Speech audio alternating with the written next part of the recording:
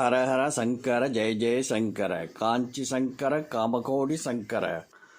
தமிழ் மாதங்கள் ஒவ்வொன்றிற்கும் தனி சிறப்பு உண்டு. இருந்தாலும் அவற்றில் ஒரு சில மாதங்கள் மட்டும் ஆன்மீகத்தில் மிகவும் தனித்துவம் கொண்டதாக கருதப்படுகிறது. தமிழ் மாதங்களில் 6வது மாதமாக வரும் புரட்டாசி மாதம் பாவங்கள் துன்பங்கள் ஆகியவற்றை போக்கி மகிழ்ச்சியும் புண்ணியத்தையும் துன்பங்களிலிருந்து விடுதலையும் பெறக்கூடிய மாதமாக கருதப்படுகிறது. புரட்டாசி மாதம் சூரிய பகவான் கன்னி ராசியில் சஞ்சரிக்கும் மாதமாகும். இதனால் இதை கன்னி மாதம் என்றும் அழைப்பதுண்டு. புரட்டாசி மாதம் என்பது பெருமாள் வழிபாடு, அம்பிகை வழிபாடு, முன்னோர் வழிபாடு ஆகிய மூன்றிற்கு சிறப்பு மிக்க மாதமாகும். புரட்டாசி மாதத்தில் சனிக்கிழமை வழிபாடு, மாலையபட்ச வழிபாடு, நவராத்திரி வழிபாடு ஆகியவற்றை முறையாக செய்தால் தெய்வத்தின் அருளும் முன்னோர்களின் ஆசியும் கிடைக்கும். குறிப்பாக புரட்டாசி மாதத்தில் வரும் சனிக்கிழமைகள் பெருமானை வழிபட்டால் அனைத்து விதமான கஷ்டங்களும் நீங்கி வளமான வாழ்க்கை அமையும் என்பது நம்பிக்கை. இந்த ஆண்டு புரட்டாசி மாதம் செப்டம்பர் 17ஆம் தேதி புதன்கிழமை வருகிறது. மாதத்தின் முதல் நாளே பெருமாளுக்குரிய ஏகாதசி வழிபாட்டுடன் துவங்குகிறது. பொதுவாக புரட்டாசி மாதம் என்பது புதன் கிரகத்துக்குரிய மாதமாகும். புதனுக்குரிய அதிதேவதை மகாவிஷ்ணு. அதனால் தான் புதன்கிழமையில் பெருமாளை வழிபடுவது, புரட்டாசியில் பெருமாளை வழிபடுவதும் சிறப்பு மிக்கது என்கிறார்கள்.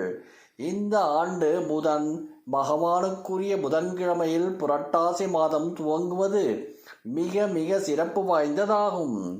எப்படிப்பட்ட துன்பமாக இருந்தாலும் அதில் இருந்து விடுபட காக்கும் கடவுளான பெருமாளை புரட்டாசி மாதத்தில் சரணடைந்தால் துன்பங்கள் நீங்கி பெருமாள் நம்மை காத்தருள்வார் என்பது நம்பிக்கை.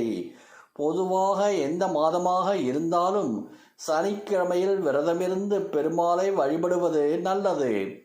அப்படி மற்ற மாதங்களில் வரும் சனிக்கிழமைகளில் விரதமிருந்து பெருமாளை வழிபட முடியாமல் போனாலும் புரட்டாசி மாதத்தில் வரும் சனிக்கிழமையில் விரதமிருந்து பெருமாளை வழிபடுவதால் பல மடங்கு அதிகமான பலன் கிடைக்கும். பெருமாளின் அருளும் சனி பகவானின் அருளும் கிடைக்கும். சனி பகவானால் ஏற்படும் தொல்லைகள் குறையும். புரட்டாசி மாதம் பெருமாள் மாதம் என்பதால் இந்த மாதத்தில் திருப்பதி ஏழுமலையானை வழிபடுவதால் 2 மடங்கு பலன் கிடைக்கும். புரட்டாசி மாதத்தில் சனிக்கிழமை விரதம் மட்டுமன்றி இந்த பத்மநாப விரதம், ஏகாதசி விரதங்களும் சிறப்பு மிக்கவையாகும். இந்த ஆண்டு புரட்டாசியின் முதல் நாளிலேயே ஏகாதசி விரதம் அமைந்திருப்பது மிகவும் விசேஷமானதாகும்.